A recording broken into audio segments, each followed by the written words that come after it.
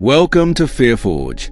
Tonight, we're stepping into the dark, frigid silence of a morgue, a place where the line between life and death is as thin as a chill in the air.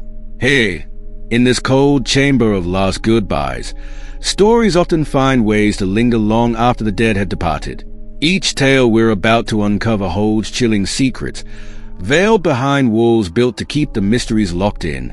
In this video, we'll explore 3 unnerving accounts from those who dared to share what they experienced in the dead of night.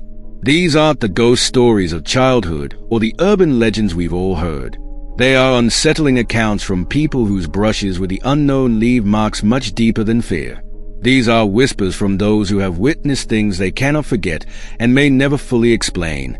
As we delve into each of these stories, imagine the eerie stillness, the hum of fluorescent lights overhead, and the sense of being watched when no one else should be there. From inexplicable voices calling out in the night to shadows moving in locked rooms, each account challenges the boundary between what we believe to be real and the strange encounters that defy our senses. So, settle in, turn down the lights, and prepare to question what might linger in the quiet corners of a place meant to be silent. Remember, in the depths of Fearforge, the truth is often more unsettling than fiction. Are you ready to step into the shadows and hear what the living shouldn't know? Story 1. The Last Breath. It was late, and the air inside the morgue felt colder than usual. Ben, a young technician barely in his 20s, had just finished an exhausting shift cataloging bodies. He'd gotten used to the sterile, still atmosphere of the morgue, a place where silence seemed to settle like dust over everything. Yet, as he switched off the lights, ready to end his night, he heard it, a faint whisper. At first, he thought it was a draft, perhaps a malfunction in the ventilation. But the sound came again, unmistakably human. Shaken, he scanned the room.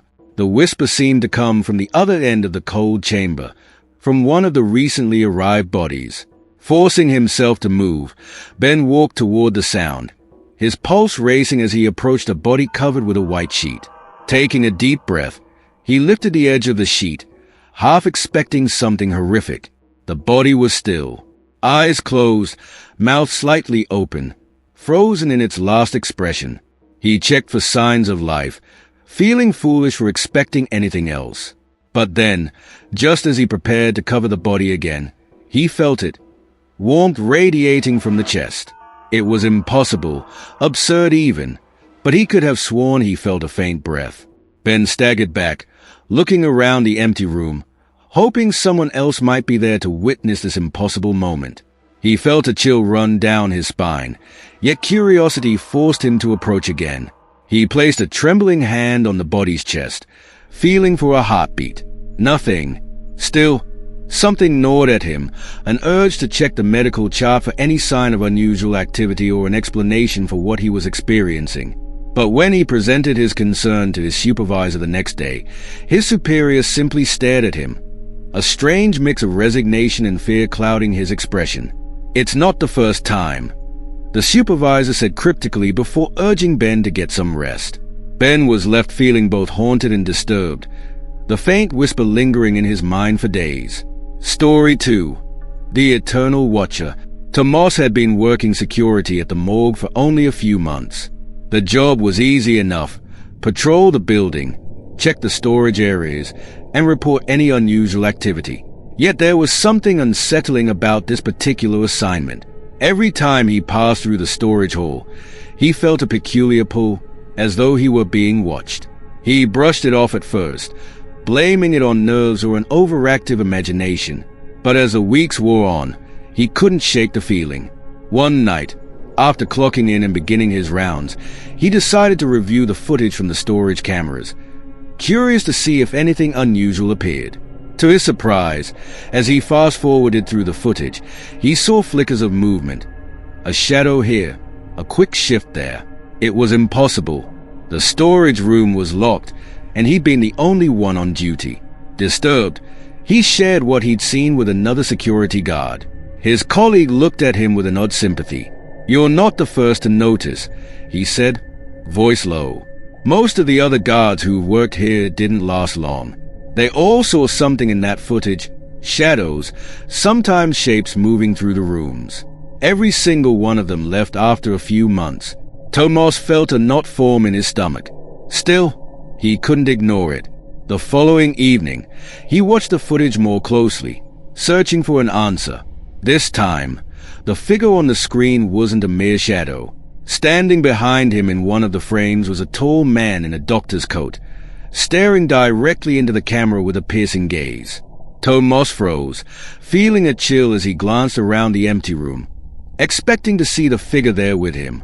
But the room was silent, still. Shaken, he quickly turned off the footage. He never mentioned what he'd seen to his colleagues, knowing that no explanation would be enough. The figure never appeared again, but Tomas was haunted, feeling its watchful presence long after he left the morgue. Story 3. The Restless Voice.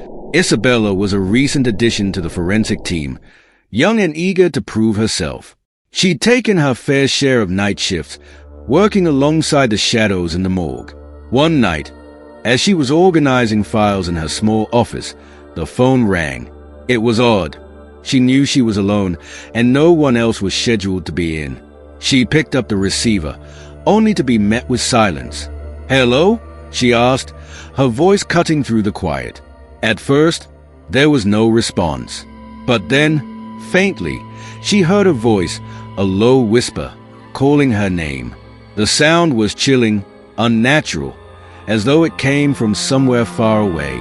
She felt her skin prickle as the voice continued, saying something she couldn't quite understand. The call cut off abruptly, leaving her in stunned silence. Isabella hung up, heart racing. She checked the call log, curious to see where it had come from, but there was no record of the call at all. Just her own attempts to disconnect. Thinking she might be overworked, she tried to focus on her tasks. Yet, the call haunted her. Over the next few weeks, it happened again.